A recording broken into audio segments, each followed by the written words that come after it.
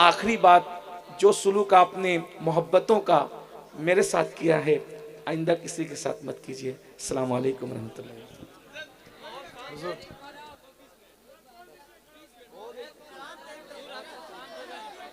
तकरीर हो गई भाई, हो गई, इसी पे अमल कीजिए। अस्सलाम वालेकुम। लोगों ने जो माहौल बनाया है ये मोहब्बतों का माहौल है। मोहब्बतों के माहौल में जो वो शायरी तो हो सकती है लेकिन कोई फिक्री खिताब नहीं हो सकता। तो आपने मोहब्बतों का माहौल बनाया है तो आप अब कलाम सुनिए, शायरी सुनिए। मैं कोई अब गुफ्तगू नहीं कर सकूंगा, उसके लिए मैं माजरत चाहता हूँ और आपकी मोहब्बतों का शुक्रिया अदा करता हूँ। ना ना ना नाराज नहीं हो मौलाना, नाराज नहीं हो। ये हमारी कौम है, हमसे मोहब्बत करती है। मैं तो इस ऐलान के भी फेवर में नहीं हूँ कि जलसे को कंट्रोल करने के लिए आप प्रशासन का सहारा लें, मैं इसका भी कायल नहीं हूँ। इसलिए कि हमारी कौम मोहब्बतों के लिए आती है, मोहब्बतों के नाम पर आती है। शोर नहीं करें भाई, शोर नहीं करें, शोर नहीं करें, शोर नहीं करें। हेलो, शोर ना करो, शोर ना करो, ऐसे खड़े रहो लेकिन शोर ना करो, शोर ना करो। कुछ देर सुन लो, 5-10 मिनट सुन लो लेकिन शोर ना करो, शोर ना करो, खामोश हो जाओ, खामोश। यार एक शख्सियत को बुलाने के लिए ना एड़ी से चोटी लगाना पड़ता है। हुजूर सैयद अमीनुल कादरी साहब की तारीख 1 साल पहले मैंने जाकर किचौचा में ली थी, यही दिन देखने के लिए, यही वक्त। मैंने सोचा था कि आने वाले वक्त में मुफ्ती सलमान जहरी को भी बुलाने की कोशिश करूंगा, लेकिन अब नहीं करूंगा, नहीं करूंगा। इसलिए कि आप इस तरीके से बेहूदगी पर आमादा हो गए हैं, इस तरीके से आप काम को अंजाम दे रहे हैं, एक आले रसूल की बात की कदर नहीं कर रहे हैं। ये ऐसी अजीम शख्सियत है जो पूरी दुनिया में, जिनकी जात मोहताज तारुफ नहीं है। दुनिया के कोने कोने का मुसलमान इनके चेहरे की ज़ियारत अपने लिए बासे बरकत समझता है।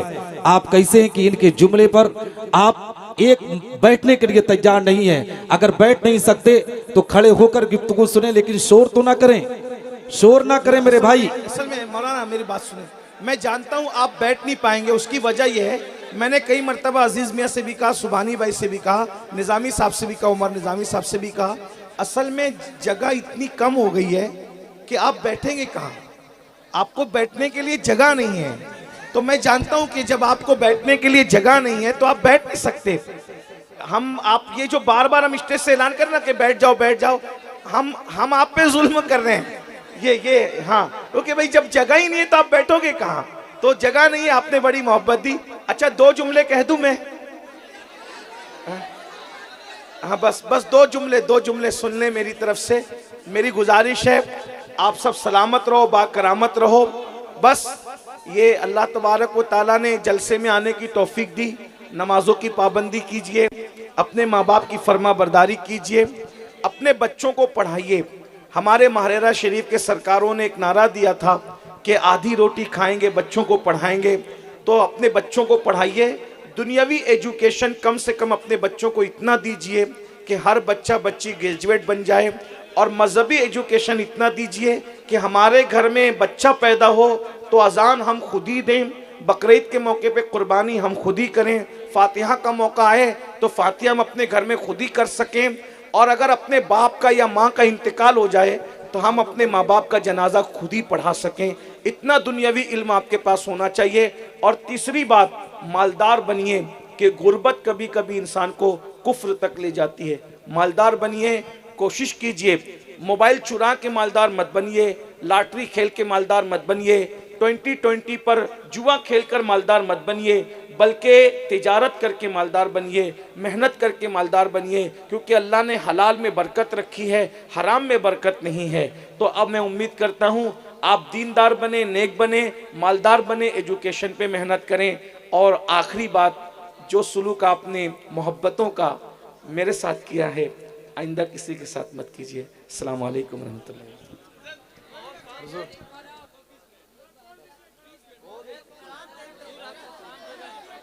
तकरीर हो गई भाई, हो गई, इसी पे अमल कीजिए। मोहब्बतें और प्यार दिया।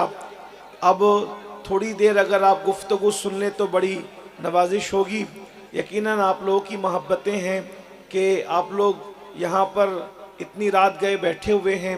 मैं बहुत ज़्यादा वक्त आपका नहीं लूँगा, इसलिए कि आप लोग सरे शाम से यहाँ पर तशरीफ़ फरमा है, उर्स की तकरीब में आप आए हैं।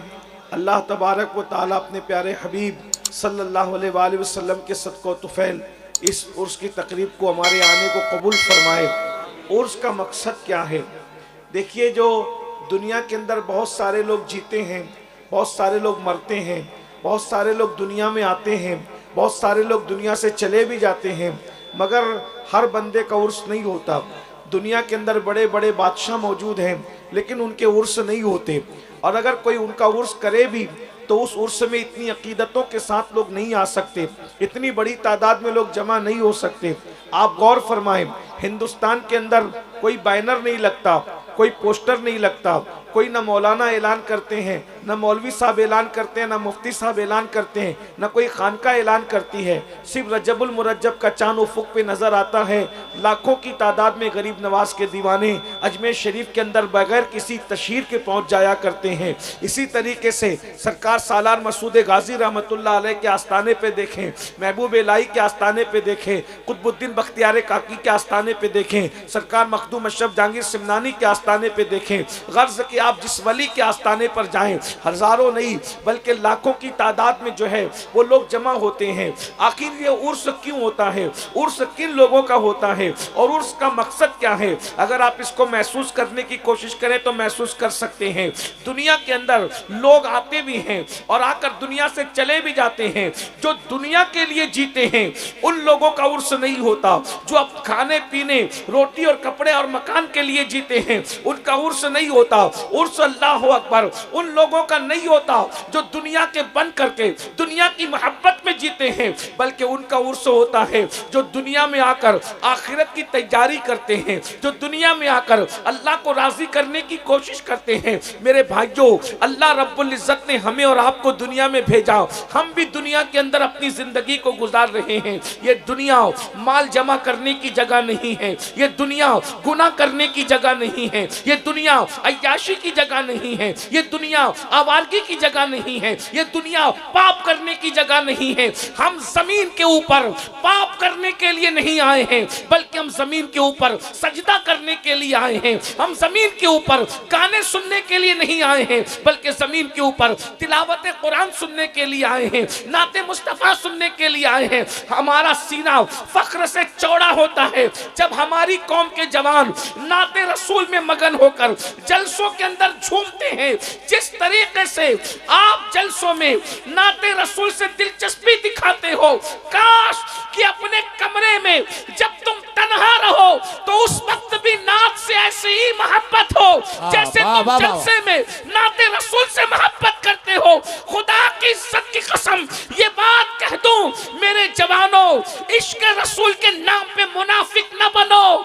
जलसे में तो नात पे पैसे लुटाते हो, जलसे में तो नात पे झूमते हो, जलसे में तो नबी के नाम पे जान देने की बात करते हो, लेकिन जब हम कमरे में अपने कमरे में अकेले होते हैं तो फिर हमें नात याद नहीं आती, हमें रसूल याद नहीं आते, हमें मोहब्बत रसूल याद नहीं आती, बल्कि हम गानों में डूब जाते हैं, गजलों में डूब जाते हैं, अय्याशियों में डूब जाते हैं। एक जुमला अपने उलमा की ताईद से कह दूं, खुदा की इज्जत की कसम, जितना प्यार हम जलसों में नबी की नात से करते नजर आते हैं, अगर तन्हाई में कमरे में भी यही कैफियत हो तो जलसों में उलमा के चेहरे की ज़ियारत करते हैं। अगर नात का ज़ौक़ ही रहा तो नींद में मुस्तफ़ा जाने रहमत का दीदार करते हुए नजर आएंगे।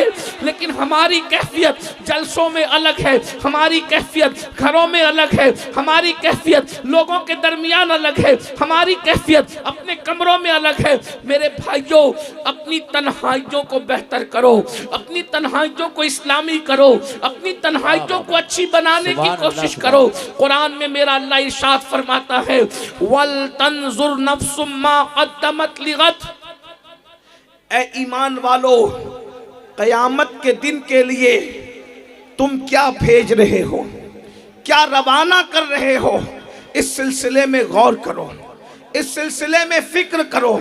मेरे भाइयों, क्या भेजा है हमने क़यामत के लिए, क्या भेजा है हमने मैदान महशर के लिए, हमने क्या तैयारी की है।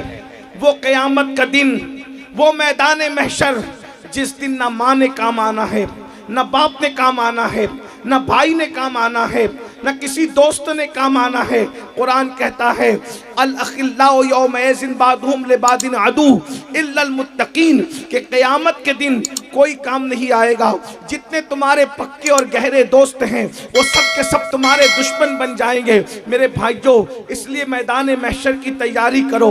बस मैं आपके सामने ये बात रखूं, आज हमारा तो गुस्ल भी दुरुस्त नहीं, हमारा तो वुज़ू भी दुरुस्त नहीं, हमारी तो नमाजें भी हमें पढ़ना नहीं आती, बल्कि कलिमे शरीफ का हम तर्जुमा भी नहीं जानते। लेकिन उसके बावजूद भी हमारी कैफियत ये है कि हम जन्नत के ठेकेदार बने हुए हैं। हम आंख बंद करके बैठे हुए हैं, मौलाना हम तो मखदूम साहब के मानने वाले हैं, हमें जन्नत न मिलेगी तो किससे मिलेगी। हम तो गौस पाक के मानने वाले हैं, हमें जन्नत न मिलेगी तो किससे मिलेगी। हमने तो उलमा के चेहरे की ज़ियारत की है, हमें जन्नत न मिलेगी तो किससे मिलेगी। मगर याद रखो, वो सिद्दीक़ अकबर जिनके बारे में अहले सुन्नत का मुत्तफ़िक़ा नज़रिया है, इजमाई अक़ीदा है, अफ़ज़लुल बशर बादल अंबिया बित्तहक़ीक़, नबी के मुसल्ले का पहला इमाम, उम्मते रसूल में सबसे अफ़ज़ल तरीन हस्ती, नबियों के बाद सबसे बड़ा मर्तबा अल्लाह ने जिस हस्ती को अता फरमाया वो ज़ात सैयदना सिद्दीक़ अकबर की है। कुरान मुक़द्दस जिनके खुतबे पढ़े, तौरात में जिनका जिक्र है, इंजील में जिसका जिक्र है, सबूर में जिसका जिक्र है, वो सिद्दीक़ अकबर जब आखिरत को याद करते हैं, क़यामत को याद करते हैं, मैदान महशर को याद करते हैं, तो सिद्दीक़ अकबर की आंखों में आंसू आते हैं। जरा गौर भी तो कीजिएगा, जिसने अल्लाह अकबर उलमा को नहीं देखा, अल्लाह अल्लाह गौर फरमाए, जिसने उलमा को, यानी जिनकी जिस इस्तिलाह में हम उलमा इस्तेमाल कर रहे हैं, अल्लाह अल्लाह उलमा को नहीं देखा, बल्कि जिसने आलिमे मा काना व मा यकुन की ज़ियारत की है, जिसने सैयदुल अंबिया को देखा है, जिसने मुस्तफ़ा जान रहमत को देखा है, जिसने रसूलों के सरदार को देखा है, अंदाज़ा फरमाए, ज़रा गौर फरमाइए, वो सिद्दीक़ अकबर जब मैदान महशर को याद करते हैं तो सिद्दीक़ अकबर की आंखों में आंसू है। और आप अपनी ज़बान से कहते हैं, काश मैं इंसान बनाकर पैदा न किया गया होता, मैं एक चिड़िया होता और लोग मुझे ज़बा करके खा जाते और मैं भूला बिसरा हो जाता। चिड़िया बना दिया गया होता, ज़बा करके खा गया होता, लोग मुझे खा चुके होते, ताकि क़यामत के दिन मैं मैदान महशर में अल्लाह की बारगाह में जवाब देने से बच जाता, मैं रब की बारगाह में जवाब देने से बच जाता। मुझे बताओ, जिसकी सुबह रसूलुल्लाह का चेहरा देखने में गुजरती है, जिसकी शाम रसूलुल्लाह का चेहरा देखने में गुजरती है, वो सिद्दीक़ अकबर ये कह रहे हैं कि काश मैं इंसान बनाकर पैदा न किया गया होता, मैं ज़बा कर दिया गया होता चिड़िया की शक्ल में, ताकि अल्लाह की बारगाह में जवाब देने से बच जाता।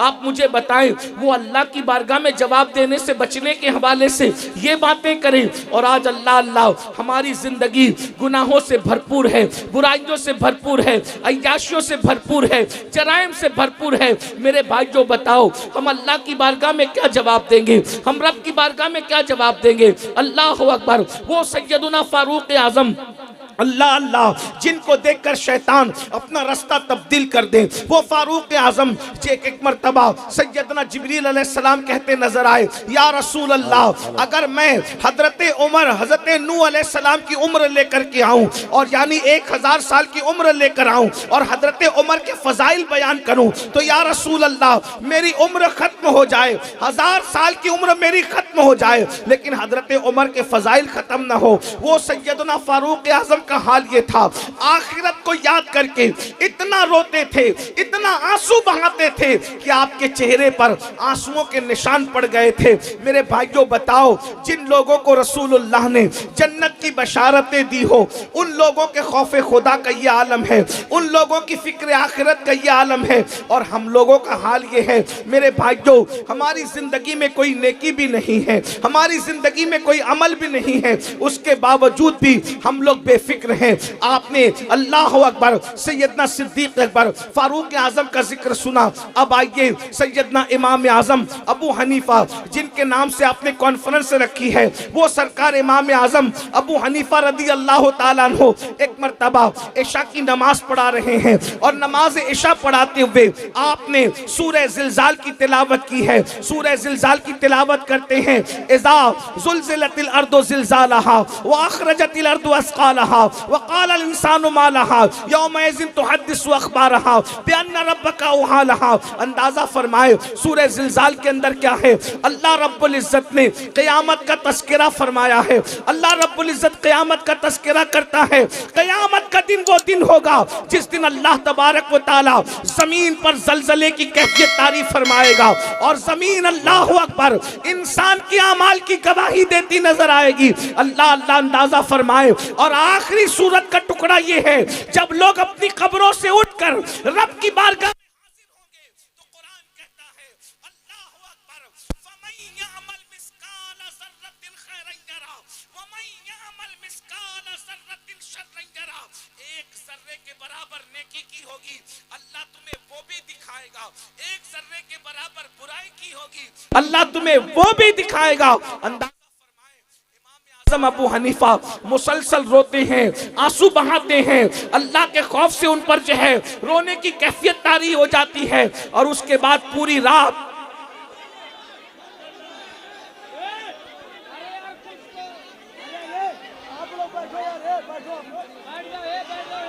आप लोग बैठ जाइए, बैठ जाओ बैठ जाओ बैठ जाओ बैठ जाइए, प्रोग्राम तभी स्टार्ट होगा, बैठ जाइए। बैठ जाओ बैठ जाइए। देखिए भाई असल ऐसा है, आप लोग स्टेज वाले बैठ जाए, आप लोग बैठ जाएं, बैठ जाओ। देखिए जितना आप लोगों ने सुना ये आप लोगों की मोहब्बत है, मैं आपका शुक्रिया अदा करता हूं और मैं अब इन्हीं जुमलों पे अपनी गुफ्तगू को मुकम्मल कर देता हूं। अल्लाह आप सबको सलामत रखे, बाकरामत रखे। अल्लाह आप सबको दोनों जहान की खुशियां अता फरमाए। अमर डोबा वालों की मोहब्बतें बहुत याद रहेगी। आप लोगों ने बहुत अच्छे से इस्तकबाल किया, प्यार किया, मोहब्बत की। अस्सलामु अलैकुम व रहमतुल्लाहि व बरकातुहू। अब आप मुझे इजाज़त अता फरमाएं।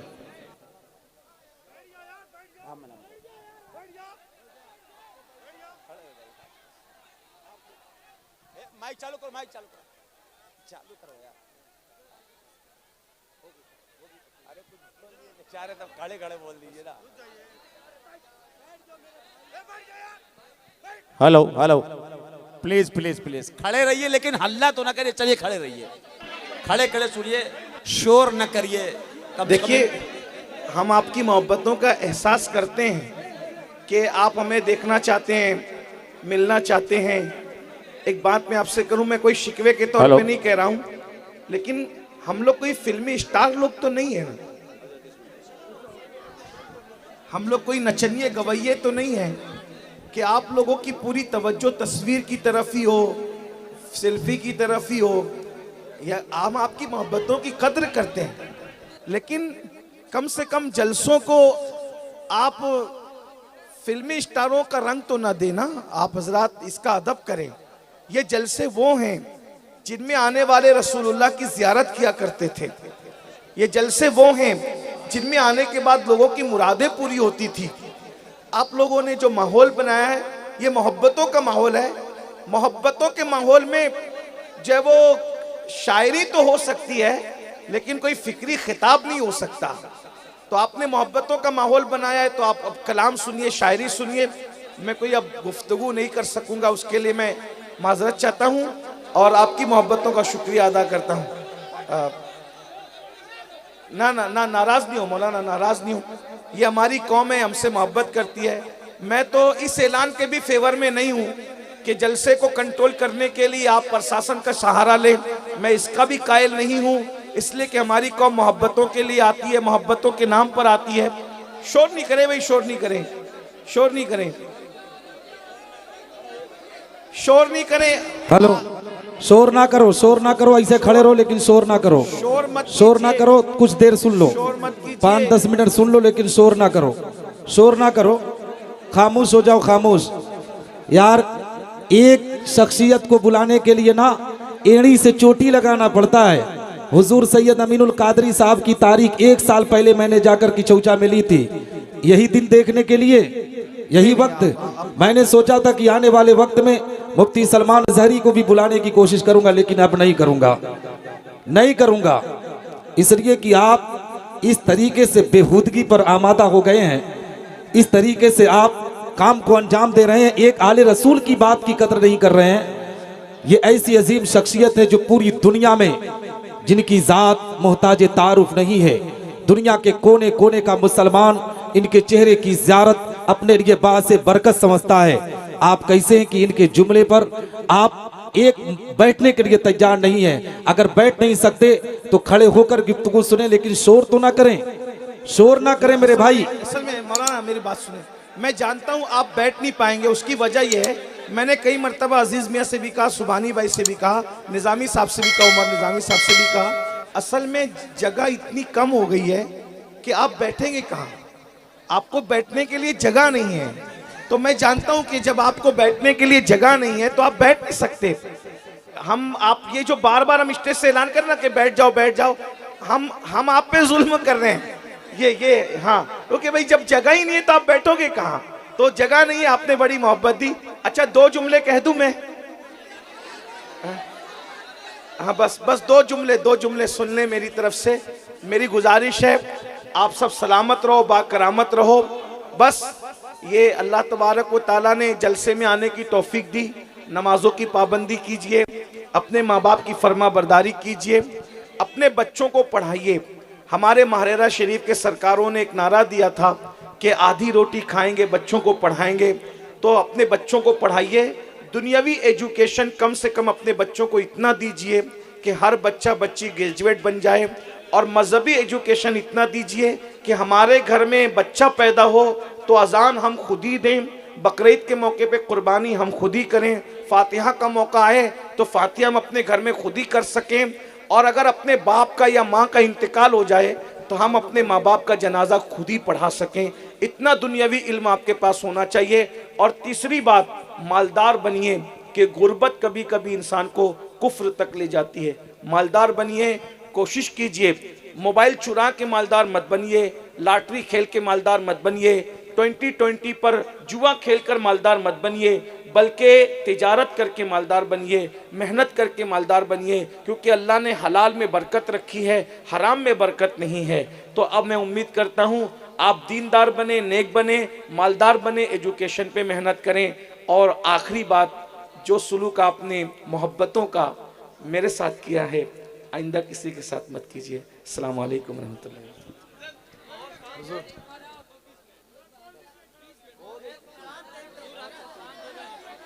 तकरीर हो गई भाई, हो गई, इसी पे अमल कीजिए। अस्सलाम वालेकुम।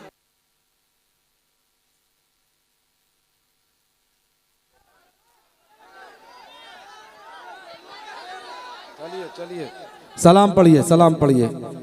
या नबी सलाम अलैका, या रसूल सलाम अलैका, या हबीब सलाम अलैका, सलवातुल्लाह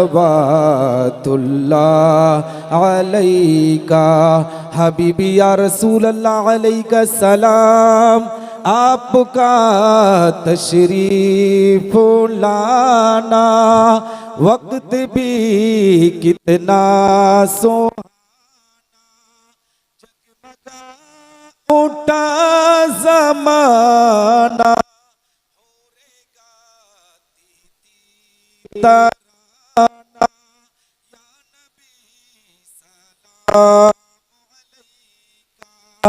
या रसूल सलाम अलैका, या हबीब सलाम अलैका, सलवातुल्लाह अलैका। अस्सलातु वस्सलामु अलैका या रसूल अल्लाह, अस्सलातु वस्सलामु अलैका या नबी अल्लाह, अस्सलातु वस्सलामु अलैका या हबीब अल्लाह, अस्सलातु वस्सलामु अलैका या नूरम मिन नूरिल्लाह, व अला आलिका व अस्हाबिका या शफीअना यौमल जज़ा। अल-फातिहा। अल्हम्दुलिल्लाहि रब्बिल आलमीन।